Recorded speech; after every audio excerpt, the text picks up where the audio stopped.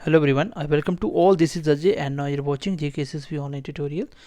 So आज के lecture में हम लोग डिस्कस करेंगे ozone layer and it's depletion के बारे में। वो मैं पहले ऑलरेडी पिछली क्लास में भी डिस्कस कर चुका हूँ। तो आज हमारा जो पढ़ने वाला टॉपिक बचा था ये था effort to reduce ozone depletion, मतलब कौन कौन से एफर्ट लगाए गए जिससे ओजोन डिप्लेशन को रोका जाए। ओजोन डिप्लेशन क्या होता है, मैंने लास्ट क्लास में आपको बताया था कि इसमें आपका जो लेयर बनी हुई है O3 गैसेस की वो कम होना स्टार्ट हो जाती है, उसको बोलते हैं ओजोन का ख़त्म, डिस्ट्रक्शन होना, डिप्लेशन होना। ठीक है, तो बेसिकली इसको रोकने के लिए क्या क्या किया गया, तो मैंने आपको बताया था इसके कॉज क्या होते हैं। ये हमारा यूवी रेज से प्रोटेक्शन करता है हमारी अर्थ को, प्लस ये कुछ रेज को अब्जॉर्ब करता है, कुछ को रिफ्लेक्ट कर देता है। तो मैं लास्ट क्लास में आपको बताने की कोशिश की थी। ठीक है, इससे क्या क्या इफेक्ट होते हैं मैंने वो भी बताया था। मैंने आपको बताया था सबसे ज़्यादा जो ओजोन का फॉर्मेशन होता है वो कहाँ पर होता है, वो बेसिकली होता है आपका इक्वेटर के ऊपर। लेकिन जो सबसे मैक्सिमम थिक होती है, मोर कहाँ होता है ये ओजोन थिकनेस कहाँ पे होती है, ये पोल्स के ऊपर होती है। बनता कहाँ है, इक्वेटर के ऊपर, लेकिन होती कहाँ है, पोल्स के ऊपर। मैंने बताया था जेट स्ट्रीम की वजह से वो बन जाती है। ठीक है, आज हम पढ़ेंगे effort to reduce ozone depletion. सबसे पहले क्या होता था फर्स्ट जनरेशन में, आप बोल सकते हो सबसे फर्स्ट जनरेशन में हम लोग जो कूलेंट जितने भी हमारे प्रोडक्ट होते थे, आइटम्स होती थी जो ठंडा करने वाली, उसमें हम जो गैस यूज़ करते थे, एक तो करते थे हम क्लोरोफ्लोरोकार्बन जिसका नाम है फ्रीऑन, और एक थी हमारी CFBr3 जिसका नाम था हेलोन। तो आपको पूछा जाएगा सबसे पहले हम एज अ कूलेंट पर्पज़ के लिए कौन सी गैसेस यूज़ करते थे, तो उसका नाम है, एक है फ्रीऑन जिसको क्लोरोफ्लोरोकार्बन बोला जाता है, और एक है हेलोन जिसको क्लोरोफ्लोरोब्रोमीन बोला जाता है। ठीक है, तो ये सबसे पहले होता था। और ये बेसिकली क्या है आपका, या बोल सकते हो ये क्या है आपके, ये मेन कॉज ऑफ डिप्लेशन। ये डिप्लेशन के क्या है, ये मेन कॉज ऑफ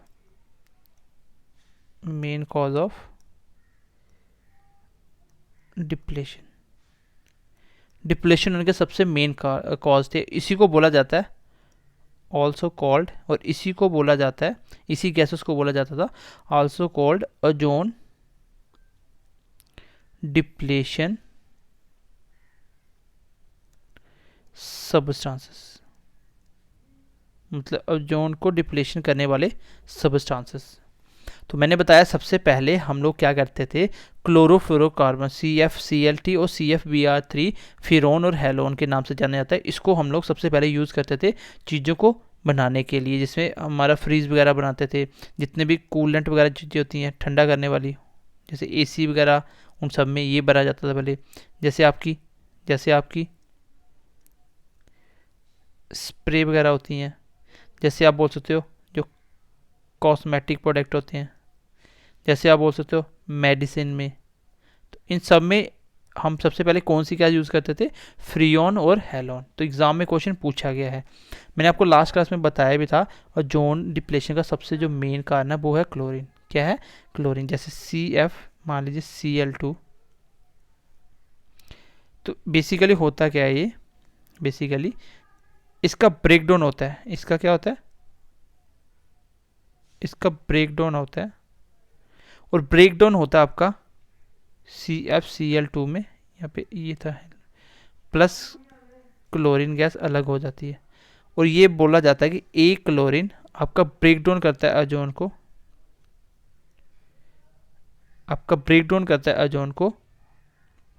और कितने मॉलिक्यूल, इसका जो एक एटम्स होता है वो लगभग ओजोन के लाखों पार्टिकल्स को डिफेक्ट करता है। मैंने आपको लास्ट क्लास में ये चीज़ बताई थी। ठीक है, और सबसे पहले ये क्या हुआ था 1970 में इसको फर्स्ट टाइम ऑब्जर्व किया गया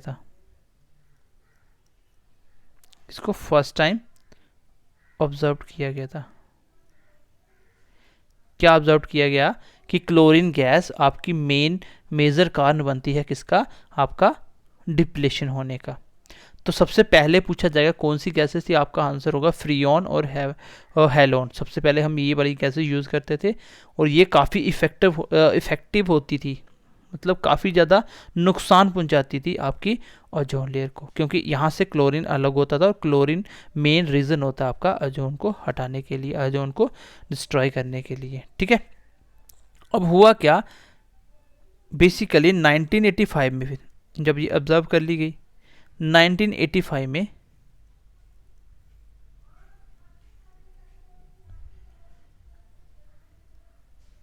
एक समझौता हुआ, एक संधि हुई, मतलब एक सम्मेलन हुआ। ठीक है, तो वहाँ पे क्या बोला गया, एक वियना में एक कन्वेंशन हुआ, तो वहाँ पे एक चीज़ बोली गई, इन लोगों ने बोला कि हमें ज़रूरत है, क्या है, हमें नीड है, नीड ऑफ ओजोन कंजर्वेशन, मतलब कंजर्व करने की ज़रूरत है।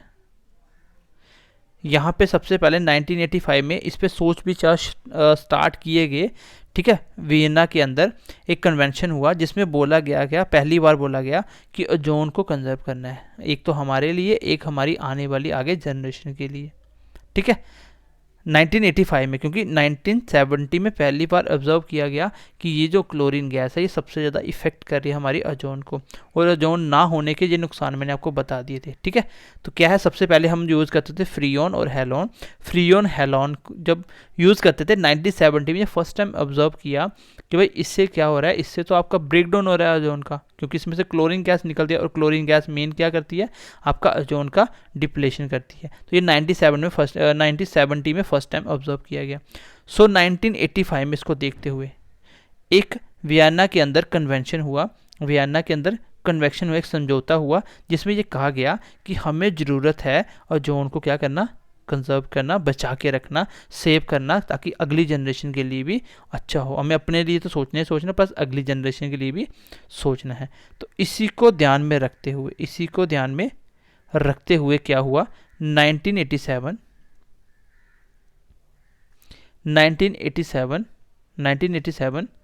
एक प्रोटोकॉल लाया गया जिसको बोला गया मॉन्ट्रियल प्रोटोकॉल। मैं बताऊंगा क्वेश्चन कैसे आते हैं।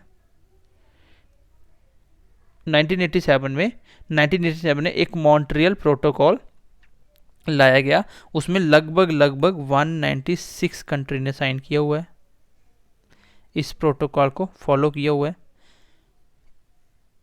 आपकी नॉलेज के लिए बता रहा हूँ खाली। ठीक है, इतनी कंट्री ने लगभग साइन किया गया है। ये क्या है, बेसिकली कैपिटल आपकी कनाडा की,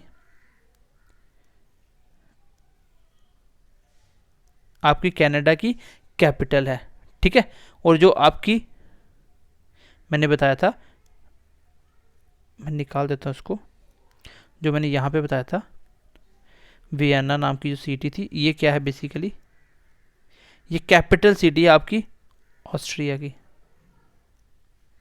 ये बेसिकली कैपिटल सिटी है आपकी ऑस्ट्रिया की। यहाँ पे कन्वेंशन किया गया था, यहाँ पे सबसे पहले बात उठी थी 1985 में कि हमें ओजोन को क्या करना है, कंजर्व करके रखना, बचा के रखना। इसी के मद्देनज़र रखते हुए 1987 में मॉन्ट्रियल प्रोटोकॉल लाया गया। मॉन्ट्रियल एक सिटी का नाम है जो कनाडा की क्या है, कैपिटल है, इसको भी याद रखना। वहाँ पे 196 कंट्री ने साइन किया हुआ है। और इसमें क्या बोला गया, इसमें बोला गया कि freon and halon use will be limited.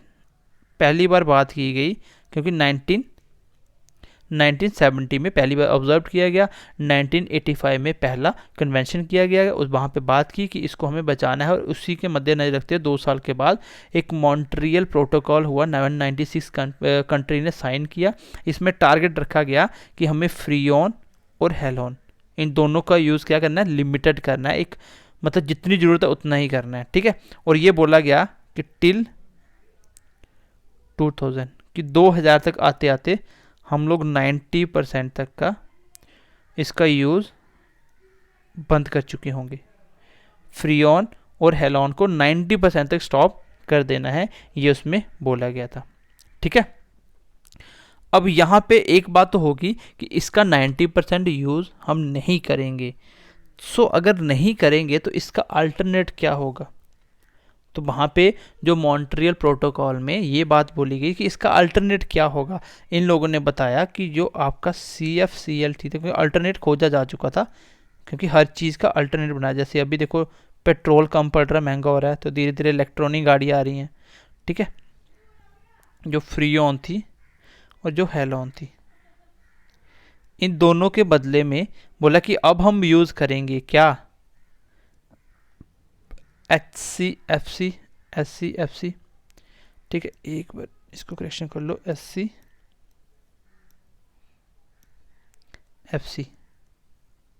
और एक हम यूज़ करेंगे HFC। पहली वाली गैसेस इफेक्ट पहुंचाती थी 80 से 90% ओजोन को, लेकिन इसका क्या था, ये कम से कम इफेक्ट जो करती है, ये करती है आपकी लगभग सिर्फ 15% तक। मतलब जितना पहले इफेक्ट होता था ओजोन को।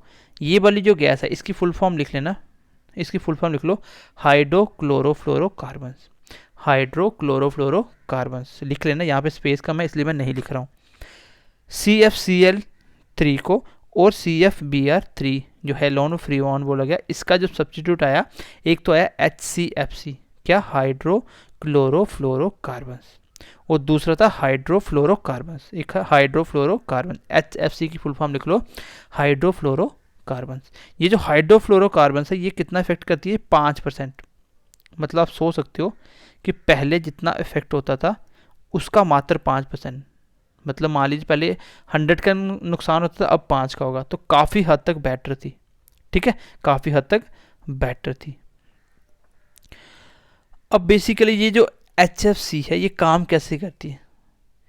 ये बेसिकली क्या हुआ, इसने ये तो कर दिया कि इसने ओजोन को इफेक्ट कम कर दिया, लेकिन इनके फिर से इफेक्ट आना स्टार्ट हो गए। इनके इफेक्ट ये स्टार्ट हो गए, ये क्या करने लगे, दीज आर ग्लोबल वार्मिंग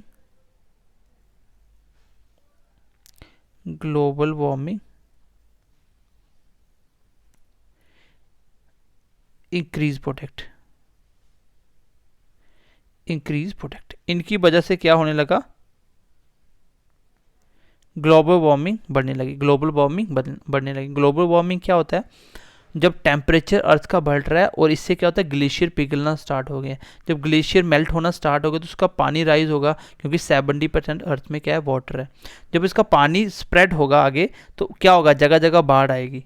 तो ग्लोबल वार्मिंग का ये कारण बनता है, ठीक है। मतलब ओजोन तो आपने सेव कर ली, लेकिन इससे क्या होने लगा, धीरे धीरे ग्लोबल वार्मिंग बढ़ने लगी। तो फाइनली डिसाइड किया गया कि हम लोग HCF का सबसे ज़्यादा यूज़ करेंगे। क्यों? क्योंकि बाकी वालों के कंपैरिजन में ग्लोबल वार्मिंग ये तो इफेक्ट कर रहा है, लेकिन उसके कंपैरिजन में कम होगा, ये कैसे काम करता है? जैसे आपका क्लोरोफ्लोरोकार्बन करता था, वैसे आपका HFC करता है, ठीक है। तो ज़्यादा यूज़ किसका होने लगा, HFC का। मैं एक बार दोबारा से बताता हूँ। मॉन्ट्रियल प्रोटोकॉल हुआ जिसमें 196 कंट्रियों ने साइन किया हुआ है। उसमें टारगेट ये था कि फ्रीऑन और हेलॉन का यूज़ सबसे कम करना है, और 2000 तक आते आते 90% फ्रीऑन और हेलॉन को ख़त्म कर देना, सिर्फ 10% यूज़ ही रखना है, क्योंकि लिमिटेड करने के लिए पहले बात हो गई थी। 1987 जब मॉन्ट्रियल हुआ उस टाइम बता दिए थे, ठीक है, उस टाइम बता दिया कि 90% में ख़त्म कर देंगे। फिर इसका जो एक सब्स्टिट्यूट लेके आया, क्वेश्चन एग्जाम में आएगा कि ये किस में लेके आए थे, आपका फ्रीऑन और हेलॉन को चेंज किया गया हाइड्रोक्लोरोफ्लोरोकार्बन्स और हाइड्रोक्लोरोफ्लोरोकार्बन्स में। तो कब हुआ, ये किसके तहत हुआ, ये हुआ था मॉन्ट्रियल प्रोटोकॉल के तहत। किसके? मॉन्ट्रियल प्रोटोकॉल के तहत। तो बेसिकली जो आपका HCFC था ये 15% इफेक्ट करता है, और HFC है ये कितना, 5% इफेक्ट करता है, ठीक है। काम ये वैसा ही करता है जैसे आपके पहले वाले काम कर रहे थे।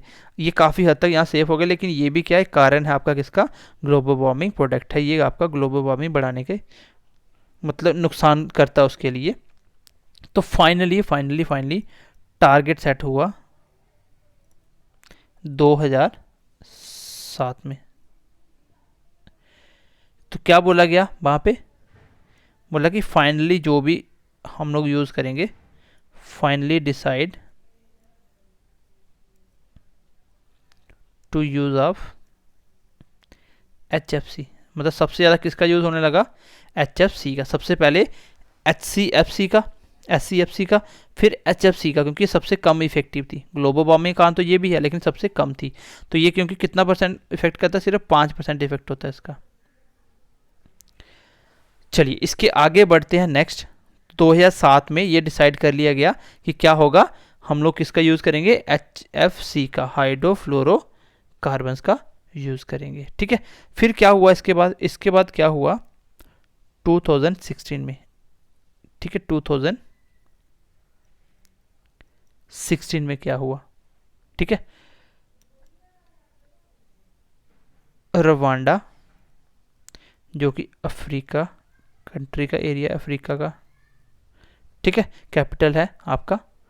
तो यहाँ पे क्या हुआ, एक कन्वेंशन फिर से हुआ, फिर से एक समझौता हुआ, सारी कंट्री मिलकर फिर से एक समझौता किया। ठीक है, रवांडा के अंदर जगह का नाम था किजाली, किजाली, ठीक है, किजाली में। इसमें क्या किया है, जो आपके मॉन्ट्रियल प्रोटोकॉल को थोड़ा इम्प्रूव किया गया, प्रोटोकॉल को इम्प्रूव किया। कैसे इम्प्रूव किया, ठीक है, मॉन्ट्रियल प्रोटोकॉल को इम्प्रूव किया। यहाँ पे कैसे इम्प्रूव किया, उसने यहाँ पे बोला कि यहाँ पे भी एक्शन लेना स्टार्ट किया, किसके खिलाफ, खिलाफ मीन्स कि किसके लिए, HFC के लिए, जो हाइड्रोफ्लोरोकार्बन्स थी, इसका यूज़ हम और भी रिड्यूस करेंगे, इसका यूज़ और भी रिड्यूस कर दिया जाएगा, इसका यूज़ और भी रिड्यूस कर दी। ये मैं आपको क्या पढ़ा रहा हूँ कि कौन कौन से एफर्ट लगाएंगे कि आपका जोन डिप्लेशन को बचाया जा सके। तो बेसिकली ये मैं एफर्ट बता रहा हूँ कि सबसे पहले क्या यूज़ होता था जो आपका इफेक्ट करता था ओजोन को, उसके बाद धीरे धीरे उसका रिप्लेसमेंट कैसे आती है। एग्जाम में क्वेश्चन आता है कि सबसे पहले कौन सी गैस यूज़ होती थी, अब बताइए हम ये जो कूलेंट वगैरह में कौन सी गैस यूज़ करते हैं, ये क्वेश्चन आता है एग्जाम में। और आपका पेपर अच्छे लेवल का होगा, ग्रेजुएशन लेवल का, तो आपको पूछा जा सकता है कि ये कौन से प्रोटोकॉल के तहत हम लोग इसको इम्प्रूव कर रहे थे। ठीक है, सबसे पहले जो प्रोटोकॉल हुआ मैं आपको एक बार फिर से रिवाइज करवा दूंगा जैसे ये खत्म होता है। आज हम इसको खत्म करेंगे। ठीक है, यहाँ पे बोला गया आपका रवांडा के अंदर, जो कि अफ्रीका की कैपिटल है, यहाँ पे कन्वेंशन हुआ, जगह का नाम है किजाली, किजाली कन्वेंशन बोला जा सकता है या रवांडा कन्वेंशन बोला जा सकता है। यहाँ पे जो मॉन्ट्रियल प्रोटोकॉल थे उसको इम्प्रूव किया गया, उसको जो कमी थी पहले था कि हम लोग ये यूज़ करेंगे, और फिर ये वहाँ पे 2016 में ये फिर से प्रोटोकॉल हुआ, यहाँ पे बोला कि इसका यूज़ हम बहुत कम कर देंगे। ठीक है, इसका यूज़ हम बहुत कम कर देंगे। पहले तो 2007 के अंदर बोला कि इसका हम यूज़ करेंगे। ठीक है, इसमें ये रखा गया कि जितनी भी डेवलपिंग कंट्री हैं ये रिड्यूस करेंगी 85% तक, इसका यूज़ कम कर देंगे। कब, 2019 से लेके 2036 के बीच बीच में, इतने टाइम में इसका जहाँ तो अल्टरनेट आ जाएगा तब तक ये ऐसा कर देंगे। ठीक है, जो आपकी अंडर डेवलपिंग कंट्री हैं, अंडर डेवलपिंग कंट्री हैं, इनको बोला कि ये 2028 से लेके 47 तक इसका यूज़ 80% तक कम कर देंगे, इनका यूज़ 80% तक कम कर देंगे। ठीक है, चलिए थोड़ा सा आगे बढ़ते हैं। अब हम बात कर लेते हैं इंडिया की। इंडिया ने इसके ऊपर स्पेशली क्या एक्शन लिया, ये तो हो रही थी दुनिया की बात, तो इंडिया ने इसका क्या काम किया, इंडिया ने इस पर कैसे किया। इंडिया ने क्या बोला, इंडिया वालों ने भी इसको रिप्लेस किया, किससे, HFC, इसको रिप्लेस करा किससे। तो क्वेश्चन एग्जाम में आएगा कि प्रेजेंटली आप एज अ कूलेंट के लिए कौन सी गैस यूज़ करते हो, इसको रिप्लेस कर दिया HFO से। इसकी फुल फॉर्म होती है हाइड्रोफ्लोरो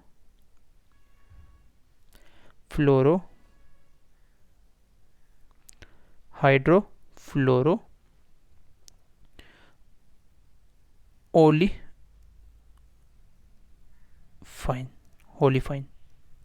ठीक है, हाइड्रोफ्लोरो ओलिफाइन, तो ये इसकी फुल फॉर्म होती है। तो ये वाली गैस यूज़ करना स्टार्ट कर दी। अब इसके फ़ायदे क्या क्या हैं, देखो इसके जो बेनिफिट है वो क्या क्या हैं। एक तो बेनिफिट ये है कि ये अर्थ का टेम्परेचर बढ़ाता है, लेकिन कितना, 0.1 डिग्री सेल्सियस इंक्रीज़ करता है पर ईयर अर्थ टेम्परेचर को। ये आप अपने हिसाब से साफ साफ लिख लेना, इंक्रीज़ करता है। क्या करता है, इंक्रीज़ करता है। तो जो HFCC ये कितना करता था, 0.5 डिग्री सेल्सियस, तो काफ़ी हद तक कम है, मतलब 500 टाइम्स कम है। ठीक है, ये इतना इंक्रीज करता था, बट ये कितना करता है, 0.01 डिग्री सेल्सियस। ठीक है, दूसरी चीज़ ये क्या होता है, ये डिस्ट्रॉयड हो जाता है, destroyed in troposphere. Next page पे लिख देता हूँ मैं, ये क्या होता है, डिस्ट्रॉय हो जाता है इन ट्रोपोस्फेयर।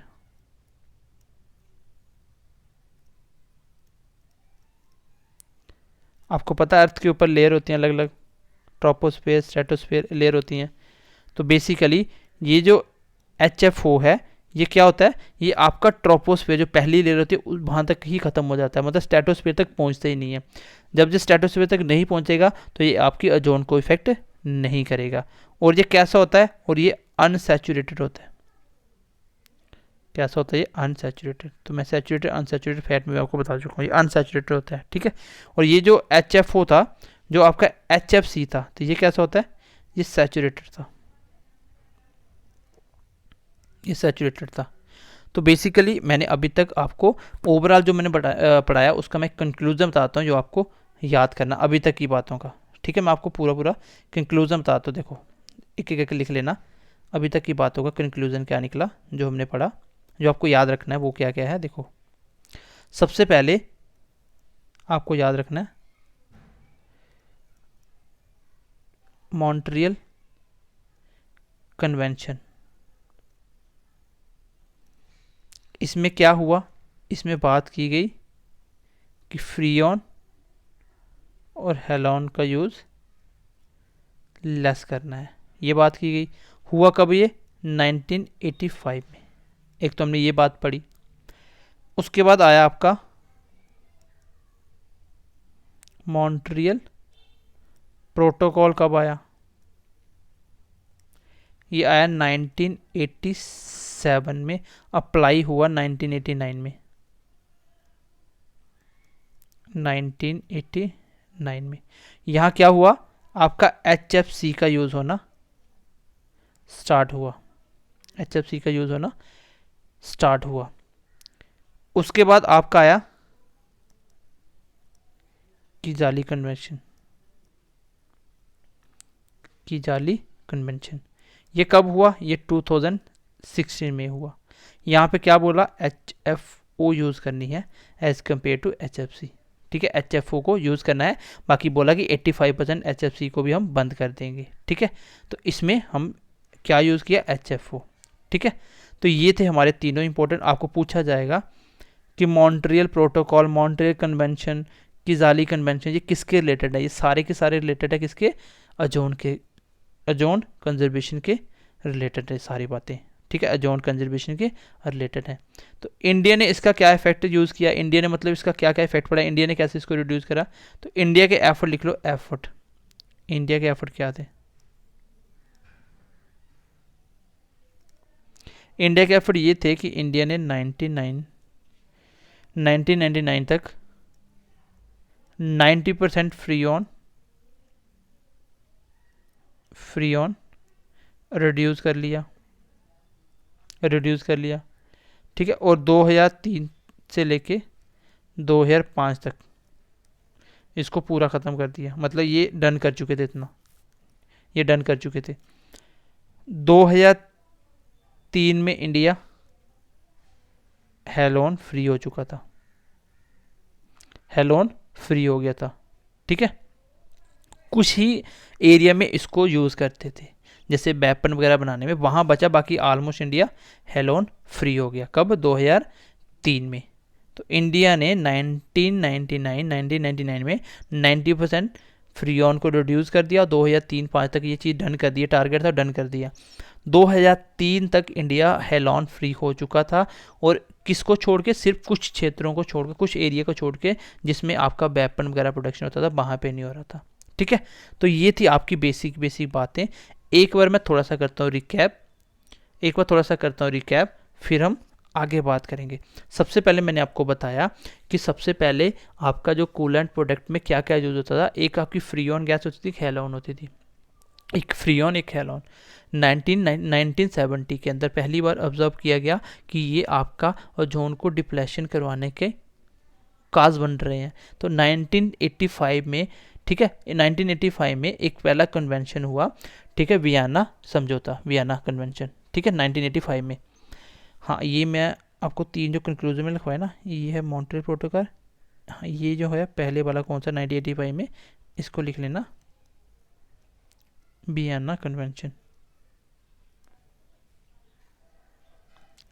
ठीक है, इसमें क्या बोला गया कि ओजोन को हम लोग कंजर्व करेंगे। और 1987 में पहला मॉन्ट्रियल प्रोटोकॉल हुआ। यहाँ पे बोला गया 1987 वाले में कि फ्रीऑन और हेलॉन का यूज़ हम कम करेंगे। कितना कम करेंगे, 2000 तक हम लोग 90% फ्री हो जाएंगे। ठीक है, उसके बाद मैंने बताया मॉन्ट्रियल प्रोटोकॉल में ही इसका जो सब्स्टिट्यूट आया वो क्या आया था, वो आया था कि आपका फ्रीऑन और हेलॉन की जगह जो आया था मैंने आपको लिखवा दिया था। ठीक है, हाइड्रोक्लोरो फ्लोरोकार्बन्स और हाइड्रोफ्लोरोकार्बन्स।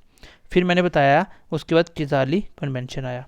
किजाली कन्वेंशन में क्या बोला गया, किजाली कन्वेंशन में बोला गया कि आपका 85% रिड्यूस कर देना आपने इसका यूज जो डेवलपिंग कंट्री है, और अंडर डेवलपिंग कंट्री है जो उसका इस पीछे वाला का था 2019 से 2036 तक, और इसका था 2028 से लेकर 47 तक का 85% यूज़ कम कर देना। इंडिया ने HFC को रिप्लेस किया किससे, HFO से। ठीक है, और इसका मैंने बताया क्या क्या होता है कि ये 0.1 डिग्री सेल्सियस इंक्रीज करता है टेम्परेचर। पहले वाला HFC कितना करता था, 0.5 डिग्री सेल्सियस। और ये क्या है, आपका डिस्ट्रॉय हो जाता है ट्रोपोस्फेयर में, इसलिए स्ट्रेटोस्फेयर तक पहुंचता नहीं, और ये अनसैचुरेटेड है। फिर मैंने इसके कंक्लूजन में बातें बताई, मॉन्ट्रियल कन्वेंशन क्या था, प्रोटोकॉल क्या था, किजाली कन्वेंशन क्या था, और इंडिया किसका क्या क्या इम्प्लीमेंटेशन हुआ, कैसे कैसे इंडिया ने इसको कंट्रोल करा। ठीक है, तो आगे थोड़ा सा बातें ओजोन डे के ऊपर। ओजोन डे ये पहली बार स्टार्ट कब हुआ मनाना, इसको स्टार्ट हुआ ये 1994। कब मनाया जाता है ये, एवरी 16 सितंबर को। ठीक है, 16। और ये स्टार्ट किसके तहत किया गया था, ये स्टार्ट किया गया था on the basis of Montreal protocol. इसको ही देखते हुए ये वाला प्रोग्राम स्टार्ट किया था। और 2020 सितंबर में जो इसकी थीम थी वो क्या थी, इस डे की थीम क्या थी, वो थी ओजोन फॉर लाइफ। क्या था वो, ओजोन फॉर लाइफ। और 21 वाला भी आएगा। ठीक है, कब मनाया जाता है ये, 16 सितंबर को मनाया जाता है। तो ये था आपका ओजोन का टॉपिक, जो मैंने इसका डिप्लेशन और ओजोन को कंप्लीट करा। तो आज की क्लास मैं एक बार स्टार्टिंग से फिर से रिवाइज कर देता हूँ। ठीक है, थोड़ा सा मैं बताता हूँ, रिवाइज करने वाला खैर है नहीं आज कुछ भी। आज मैंने खाली आपको डिप्लेशन पढ़ाया, उसके मतलब कंट्रोल करने के लिए क्या क्या एफर्ट लगाए गए। उसके लिए मैंने आपको सबसे पहले बताया कि कौन कौन से समझौते हुए, कैसे कैसे ऑब्जर्व करा, कौन कौन सी डेट में क्या क्या बोला गया। आपको सिर्फ ये याद रखना है कि मॉन्ट्रियल कन्वेंशन कब हुआ था, इसमें क्या बोला गया था, उसके प्रोटोकॉल क्या थे, किजाली कन्वेंशन कब हुआ, इसमें क्या बोला गया। ठीक है, और इंडिया ने कब तक फ्री हो गया। तो ये मैंने कुछ बातें बताई जो आपको इंपॉर्टेंट है, याद रखनी है। बाकी ओजोन का यही इंपॉर्टेंट है, ओजोन से जब आप क्वेश्चन करोगे समझ जाओगे क्वेश्चन कैसे आते हैं। ठीक है, बाकी ये देख लेना सबसे पहले गैस कौन सी थी, अब किसको रिप्लेस किया, लास्ट में फाइनली अब क्या करते हैं, अब फाइनली HFO यूज़ होती है। ठीक है, उसमें। तो चलिए, आई होप आज की क्लास भी समझ पाए होंगे, और ओजोन वाला टॉपिक मैंने कंप्लीट कर दिया। इसके जो 7 वाला पोर्शन बचा हुआ है उसको ख़त्म करेंगे। सो मिलते हैं अगली क्लास में। ध्यान रखिए अपना, bye bye, take care and God bless you.